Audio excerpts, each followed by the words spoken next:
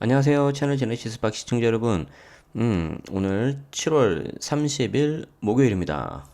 자, 오늘 7월 달도 이제 곧 끝이 나네요. 내일이 말일이고요. 오늘 날씨는 제가 아침 운동 다녀왔는데 비도 안 오고 선선하고 아주 상쾌하고 좋았어요. 그래서 마음 같아서는 더 계속해서 걷고 싶었지만 어, 이 데일리 뉴스를 위해서 복귀했습니다. 한 1시간 반 정도 했던 것 같은데 자 오늘 제가 뉴스를 쭉 봤는데 오늘 되게 세금 관련된 뉴스 엄청 많아요. 그래서 더 하고 싶었는데 너무 길어지기도 하고 너무 이게 그 양이 많으면 사실 힘들어요. 그래서 제가 부득이하게 제안한 게 5개나 된다 그래도. 그래서 한번 오늘 좋은 내용들 많으니까 한번 자 끝까지 들어주셨으면 감사하겠습니다. 자, 직장인 보도록 하죠. 직장인은 뭐 대한민국 직장인 해부 뭐 이런 거 많이 나오죠. 근로시간 몇 시간이고 뭐 어쩌고 저쩌고 패스하도록 하고 휴가 후 휴가 후유증 이런 거 항상 나오죠. 휴가철 나오면 명절 때 나오는 것처럼 제로페이 250만 원 쓰면 100만 원 공제 이거 어제 잠깐 말씀드렸죠. 제로페이가 소득 공제율이 다른 체크카드나 신용카드보다 더 높은 무려 40%다. 그렇기 때문에 직장인들은 올해 제로페이를 좀 쓰는 것도 연말정산 측면에서는 좀 유리하겠다. 그거고요. 김과장 이대리 무두절 잘 활용하면 여름휴가 2배 된다. 무두절이 뭐지? 제가 봤는데 이게 그거예요. 그거 무 없을 무 두 머리두 그래서 이제 윗분들 상사들 안 계시는 날을 딱 붙여서 쓰면은 잘 활용하면 여름 휴가가 2배가 된다. 그러니까 뭐 8월 첫째 주가 무두절이다. 그러면은 8월 둘째 주에 쓰는 거죠. 그러면은 상사를 2주 동안 안 본다. 뭐 그런 내용인데 아, 무두절이라고 쓰구나. 저 회사 다닐 때는 동료들하고 무슨 말로 썼냐면 어린이날을 해서 어린이날. 어, 어른들 안 계시는 날이잖아요. 상사들. 그러니까 어린이들만 있으니까 어린이날. 날마다 어린이날 있으면 좋겠죠. 어, 그렇게 지냈었어요. 아무튼 무두절이라고 한다는 거 처음 알았고요. 뭐 그런 얘기예요. 그래서 직장인 패스한다. 이 정도만 본다. 왜냐하면 오늘은 훨씬 더 중요한 내용들이 많다. 4차 산업과 역세권 소형은 패스하도록 하고요. 유튜브에서는 제가 하나 볼게요. 하나. 자, 유튜브가 교육 격차를 해소한다. 유튜브 러닝.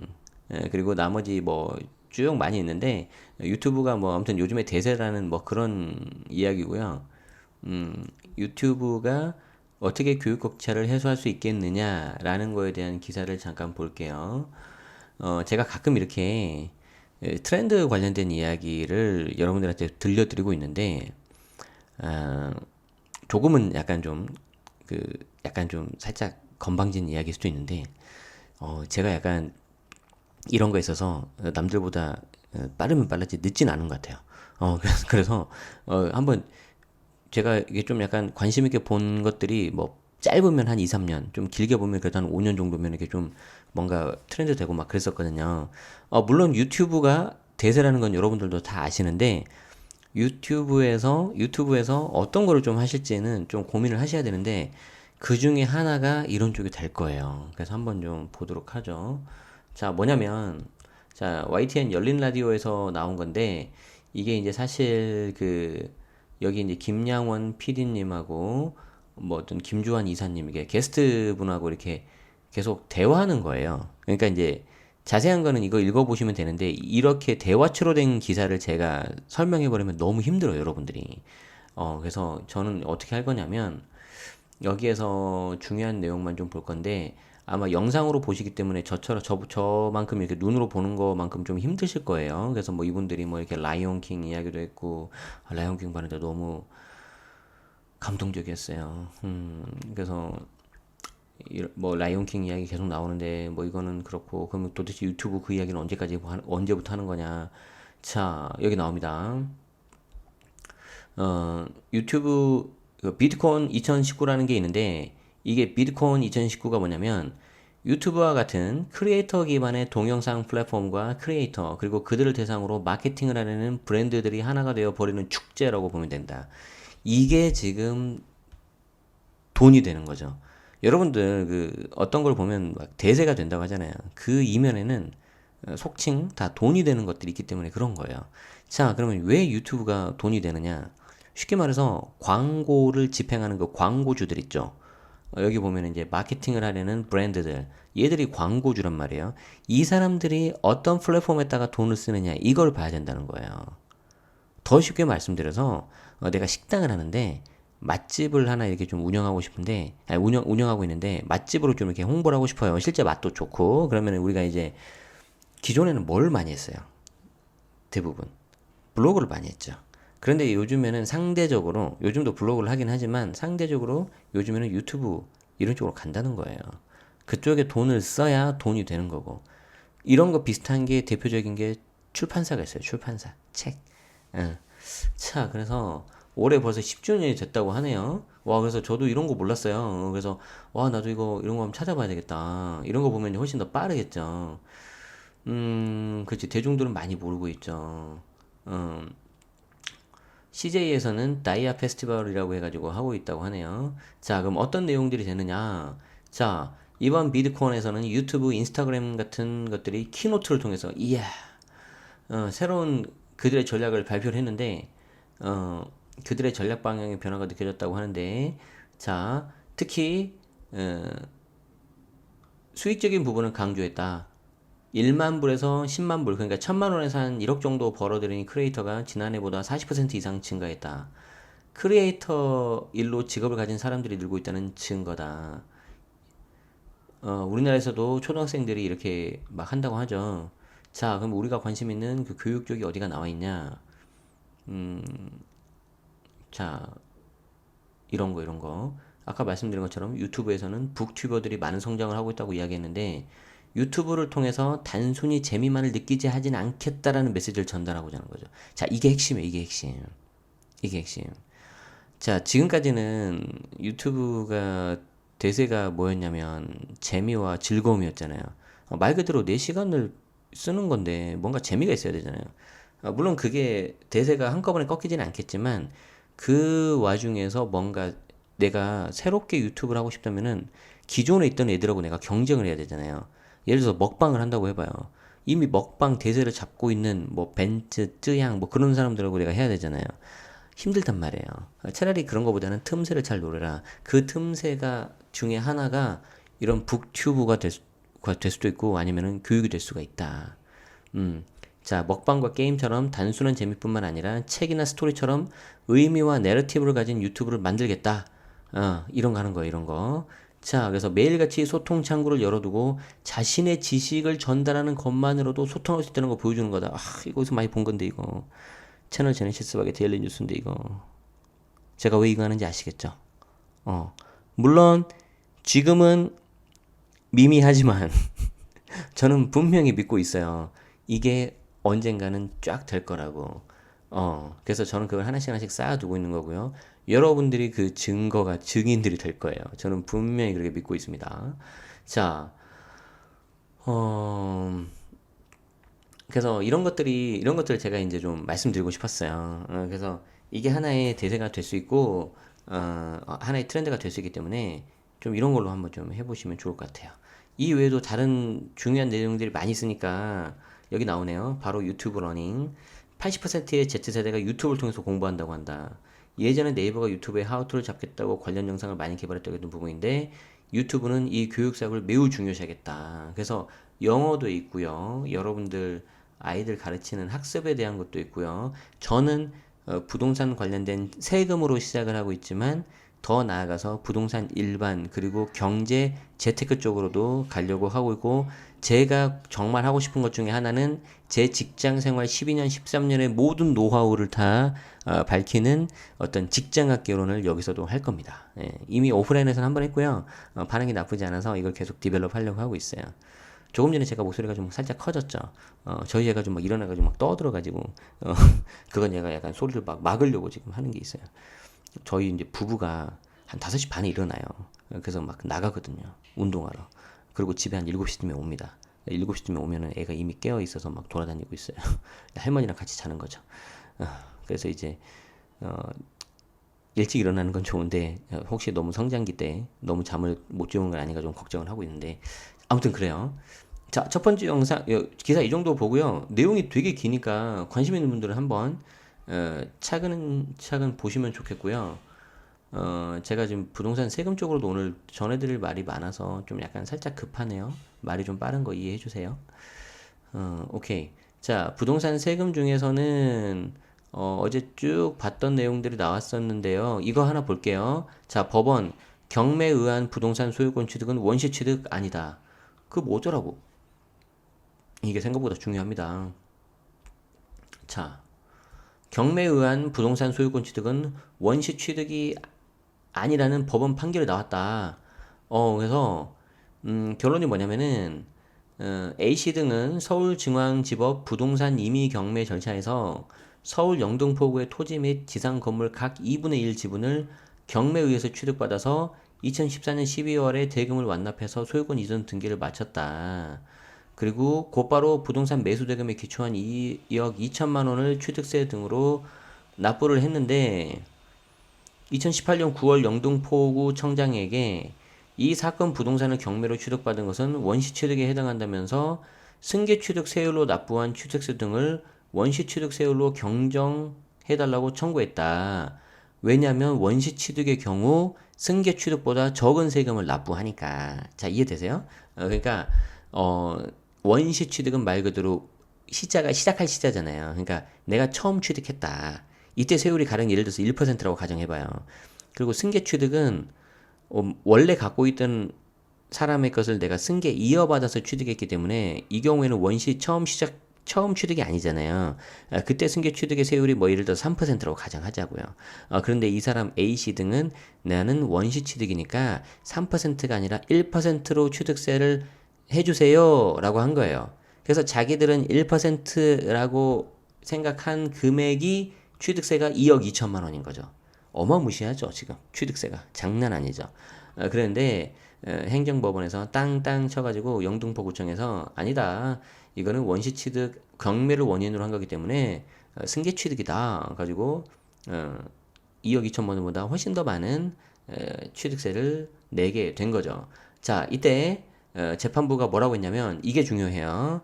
자, 경매는 채무자 재산에 대한 현금화 절차를 국가가 대행해 주는 것일 뿐 본질적으로는 매매의 일종에 해당하고 경매 이전에 설정된 해당 부동산에 대한이 모두 소멸되는 것이 아니라 일부 승계될 수 있다. 그러니까 이 사건에 대해서 뭐 일단 더 정확하게 봐야 되는데 경매가 장점 중에 하나가 기존에 했던 권리관계가 싹 다 소멸되는 게 이제 장점이란 말이에요. 저도 경매 공부 조금 했어요, 조금.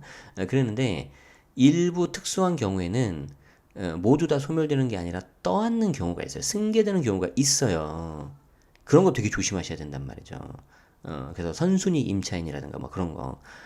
그래서 지금 이 사건은 그 사건인 것 같아요. 이거 좀 개별적인 사건에 대한 내용은 안 나왔잖아요. 엄청 복잡한 걸 거예요. 그래서 경매에 의한 부동산 취득이 민법상 원시 취득이 아닌 승계 취득에 해당되며 대법원도 일관되게 그와 같은 입장을 견지하고 있다. 자, 그래서 원시 취득을 해서 상대적으로 낮은 세율을 적용하는 취지는 이미 발생한 권리를 이어받는 승계 취득에 비해서 새로운 권리를 발생시킴으로써 사회적 생산과 부에 기여하는 바가 크기 때문에 내가 원시 취득으로 인해서 취득세를 낮춰주는 거지. 이 경우에는 승계 취득이니까 원시 취득이 아닌 승계 취득에 대한 취득세를 내라. 이런 거죠. 그래서 진 거예요, 이 사람들이. 야, 근데 원시 취득세가 2억 2천이나 돼? 우와, 장난 아닌데? 자, 그래서 경매 공부하시는 분들은 자, 이런 내용도 좀 알아두시면 좋을 것 같아요. 오케이. 계속 또 봅시다. 자, 부동산 깊게 보기. 부모 동거 봉양을 위한 2주택 비과세 적용 가능. 자, 이거 일시적 2주택 비과세 대부분이 이제 이사를 비과세를 받는 건데, 그게 아니라 부모를 모시면서 일시적 2주택이 되는 경우가 있어요. 이때 비과세 받는 거 잠깐 설명드릴 건데 재밌는 거 있어요. 자, 오케이. 자, 어디 보자. 자, 반면에 두 채 이상을 보유하다가 매도하면 매매 차익의 세부담을 져야 되는데 2주택이 된 사유가 이사 등으로 인한 일시적 2주택 비과세가 아니라 부모와 배우자의 부모, 야, 이거 당연히 배우자의 부모까지 해줘야죠. 그리고 외 조부모를 포함한 직계 존속, 자, 이하 부모라고 하자. 그러니까 여기 부모에는 배우자 부모는 플러스 조부모, 외 조부모까지 다 포함한 직계 존속 다 들어가는 거예요. 자, 그래서 그 경우에 세대를 합침으로써 2주택이 됐다. 이 경우에는 세부담을 지지 않는 경우가 있다는 거예요. 자, 그러니까 여러분들이 알고 있는 일시적 2주택 비과세가 이사 등으로 인한 것만 있는 게 아니고 부모 직계존속 봉양, 직계존속을 동거 봉양하면서 2주택이 된 경우에도 비과세를 해주는 경우가 있어요. 자, 볼까요? 자, 오케이. 자, 1주택을 보유하던 자녀가 1주택을 보유한 60세 이상의 부모를 동거 봉양하기 위해서 세대를 합쳤다. 자, 그러니까 자식 세대 1주택, 그리고 부모 세대 1주택이 있을 거 아니에요? 근데 이때 핵심은 뭐냐면은 그 부모 중에 한 명이 60세 이상이어야 돼요. 둘 다 60세일 필요는 없고 한 명이 60세면 된다. 자, 그렇게 해서 2주택이 됐다면 합가일로부터 10년 이내에 먼저 양도하는 주택은 1거 1주택으로 봐서 비과세를 받을 수 있다. 자, 정리해 봅시다. 자, 자식 세대가 1주택. 자, 자식 세대가 뭐 남편, 부모, 자식 한 명이라고 했을 때 그 세 명을 한 세대로 봤을 때 전체를 봤을 때 1주택 가지고 있고 부모가 이제 두 명이 살고 있는데 그 부모 세대가 1주택 가지고 있다고 가정을 해봐요. 그러면 서로 1주택 비과세가 될 거 아니에요. 그런데 부모님이 연로하시니까 둘을 합친다. 이때 부모를 합치려고 나는 부모님을 모시기 위해서 효자, 효녀 역할을 하려고 합쳤는데 합치고 보니까 2주택이니까 아들아, 너는 비과세를 받아야 되니까 우리랑 합치지 말자 하면 되겠어요, 안 되겠어요? 국가가 효자, 효녀를 막아버리는 이런 이상한 일이 발생하는 거죠. 자, 그래서는 안 되겠다. 그래서 이런 식으로 해서 부모를 모시기 위해서 합칠 때는 어느 한 주택을 먼저 팔았을 때는 비과세를 해주겠다는 거예요. 단 언제까지? 10년 이내에. 합가 한 날로부터 10년 이내. 원래 이게 5년이었어요. 그런데 이거를 10년으로 줄여줬다. 자, 이제 몇 가지 요건만 좀 봅시다. 자, 이때 살펴봐야 되는 게 뭐냐면은 합가 당시 부모 중에서 한 사람만 60세 이상이면 나이 요건에 부합하는 거예요. 모두가 60세 이상일 필요는 없다. 자, 그리고 올해부터는 암이나 희소성 질환 같은 중대한 질병이 발생한 부모라면 60세 미만이더라도 특례 규정을 적용받을 수 있도록 연령 제한이 완화됐다. 아, 이런 경우에는 해줘야죠. 효자, 효녀 역할을 하겠다는데. 그렇죠. 해줘야죠. 자, 여기서 이제 재밌는 게 나와요. 자, 만약 2주택을 보유한 부모와 1주택을 보유한 자녀가 합가해서 3주택이 되면 어떻게 될까? 좀 뭔가 해줘야 될 것 같지 않아요? 자, 이때 비과세 특례 규정이 적용될까?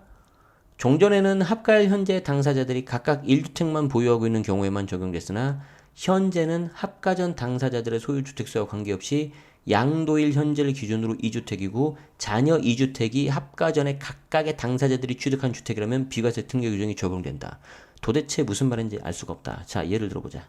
자, A주택과 B주택이, 자, 부모가 2주택을 갖고 있다고 가정해봐요. A주택과 B주택, 부모가 가지고 있어요. A는 2015년 10월, B는 2016년 11월. 이해됐죠? 자, 그리고 자식 세대가 C아파트, 지난해 1월이라고 하는 것보다 2018년 1월이 더 좋겠죠. 이 영상을 내년에도 볼 수가 있잖아요. 그죠? 자, 그래서 이 C아파트는 2018년 1월을 취득했다.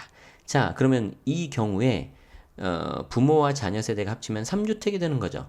3주택이 되면 옛날에는 안 됐단 말이에요. 각각 1주택 상태만 됐단 말이에요. 그런데 요즘에 이제 효자, 효녀가 사라지고 있는 시대잖아요. 예, 그래서 여기에 대해서 좀 요건을 완화해주고 있다. 자, 그래서 합가한 상태에서 A주택을 만약에 팔아요, 먼저. 자, 그럼 이때는 세금 나오겠죠. 그리고 나서 이후 합가한 날로부터 10년 이내에 B하고 C 중에서 하나를 양도하면 아까 조건이랑 똑같아지잖아요. B는 부모 세대 1주택 남은 거고 C는 자식 세대 1주택 남은 거기 때문에 이 경우에는 종전처럼 똑같이 1주택 상태에서 합가한 걸로 봐서 이 경우에는 10년 이내에 B하고 C 둘 중에 하나 팔면은 비과세 해주겠다. 이렇게 되는 거죠. 자, 여기서 잘못해가지고 A, B, C 중에서 C를 먼저 팔아버리면은 자식은 빵이 돼버리고 부모가 두 개 남아버리니까 합가한 상태에서 이 경우에는 부모 2주택이니까 A, B 먼저 팔면 이 집 팔면 되겠어 안 되겠어요? 비과세가 안 되겠죠. 그래서 순서가 되게 중요하다.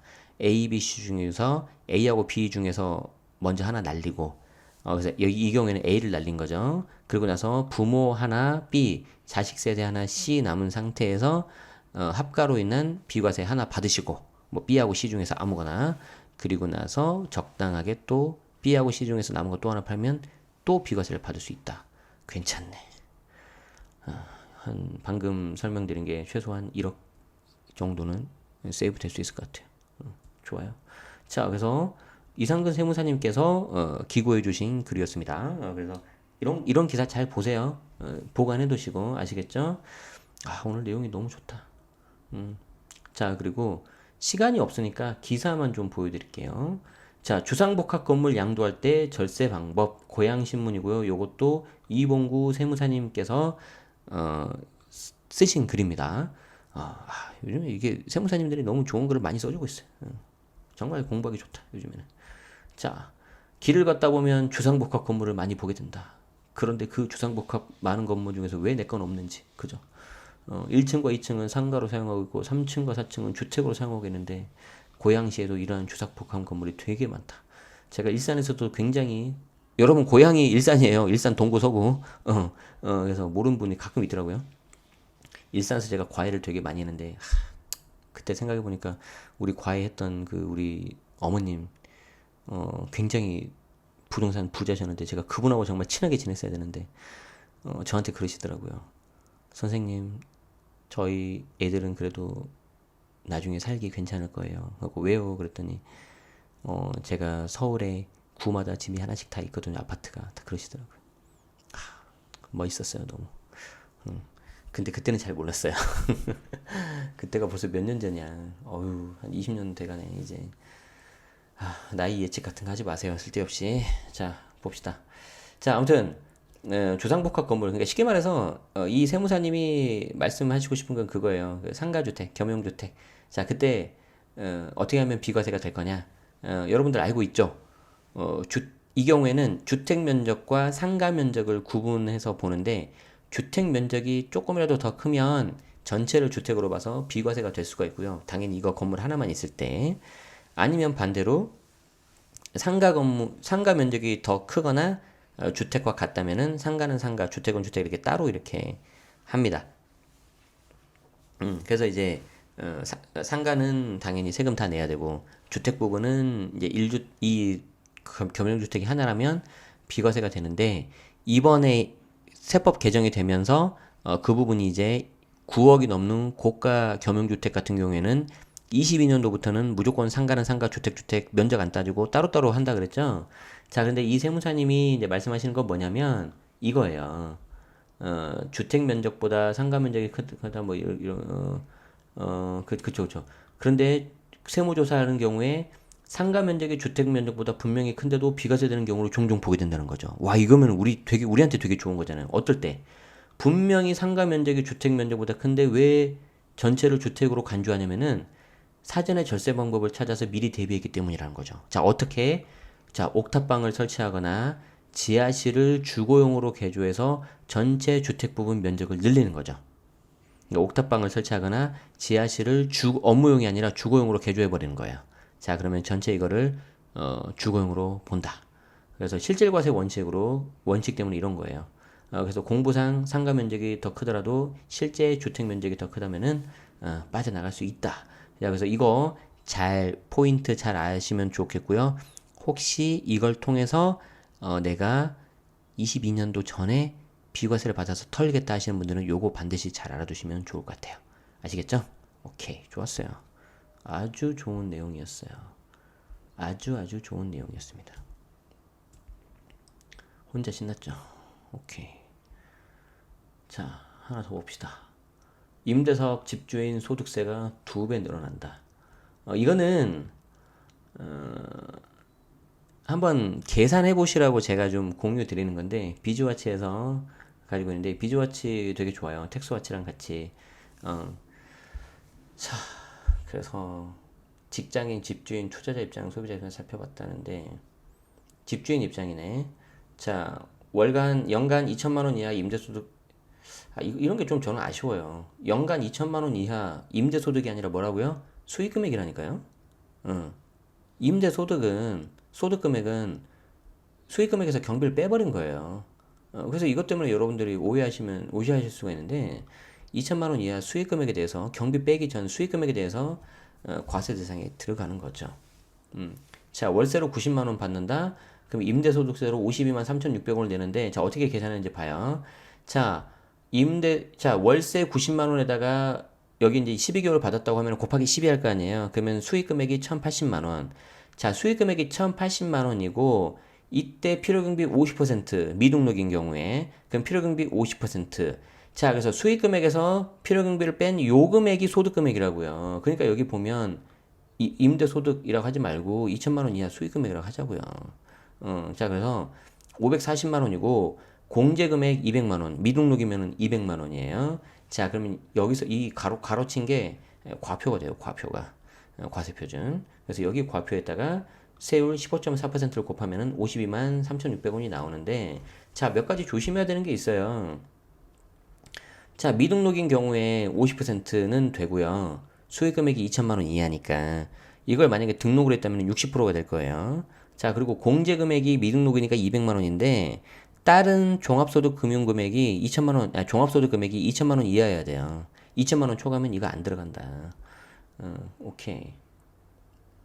자, 그런데 이 경우에 소형주택에서 임대사업자 등록하면 필요경비가 60%고 공제금액이 400만 원이니까 52만 3천 원이 나온다 안 나온다? 안 나온다. 이렇게 해서 빵이 나온다는 거죠. 그래서 월세 90만 원만 받으면 된다는 거예요. 90만 원만 받으면. 그러니까 수익금액이 1,080만 원이라는 건데, 야, 이거 가지고 생활이 되겠어요? 그죠? 안 되겠죠. 그리고 만약에 수익금액이 더 많아서 내가 세금을 내더라도 8년 장기 임대사업자는 산출세액 75%, 4년 임대사업자는 30%를 세액에서 추가로 감면받을 수가 있다는데 이거 조심하셔야 돼요. 이거 함부로 받는 거 아니에요. 이게 이제 좀 되게 어려운 건데 이게 이제 세액 감면이라고 하거든요. 세액 감면. 이 세금 자체를 줄이는 거기 때문에 세액 감면인데 이 세액 감면을 받을 때는 감가상각, 즉시상각 의제라고 해서 이 해당 건물의 취득가를 낮추는 경우가 나올 수가 있어요. 근데 여기에 대해서 제가 알기로는 저도 이제 세무사님하고 이야기해서 들은 거니까 제가 알기로는 여기에 대해서 국세청이 명확하게 지금 피드백 준 게 없다고 제가 알고 있어요. 쉽게 말해서 내가 세액 감면 받아오는데 취득가가 낮아질 수 있다고요. 그 해당 건물에. 그러면 나중에 이 집을 팔 때 취득가가 낮아지니까 양도세가 더 많이 나올 수 있잖아요. 이해되시죠?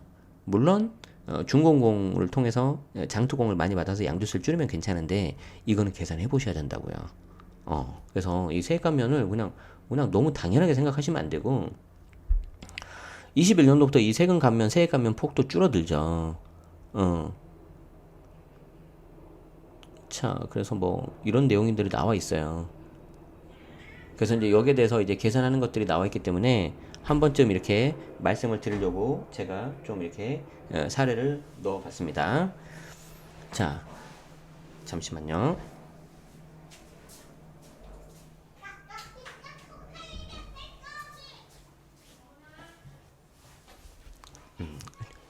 죄송합니다. 갑자기 아들 녀석이 쳐들어왔어요. 죄송해요.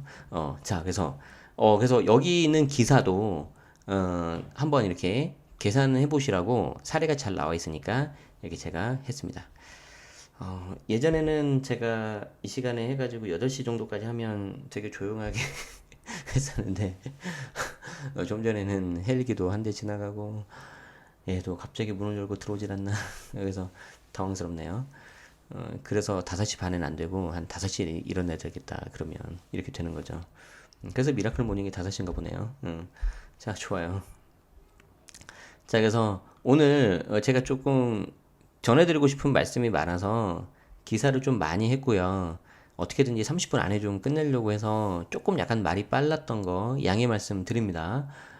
어, 근데 뭐 이런 날이 일주일에 뭐 많은 거 아니니까 보통 한 제가 기사 한 3개 정도 하고 끝내드리잖아요.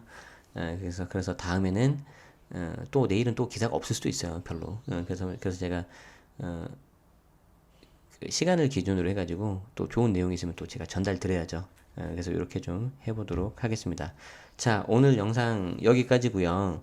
오늘 7월 30일 화요일입니다. 이제 7월 달도 이제 거의 다 끝나가는데 7월 달 한 달 마무리 잘 하시고 이제 조금만 더 버티면은 이제 8월 달만 지나면은 또 이제 선선해질 거예요. 제가 가장 좋아하는 절기가 처서인데 그때까지 잘 한번 버텨봅시다. 자, 오늘 하루도 늘 행복하시기 바라고 항상 드리는 말씀이지만 가장 소중한 사람은 여러분 자기 자신이에요. 그러니까 그거 잘 명심하시고 오늘 하루도 행복하게 잘 보내셨으면 좋겠습니다. 자, 이상 마치겠습니다. 채널 제네시스 박이었습니다. 고맙습니다.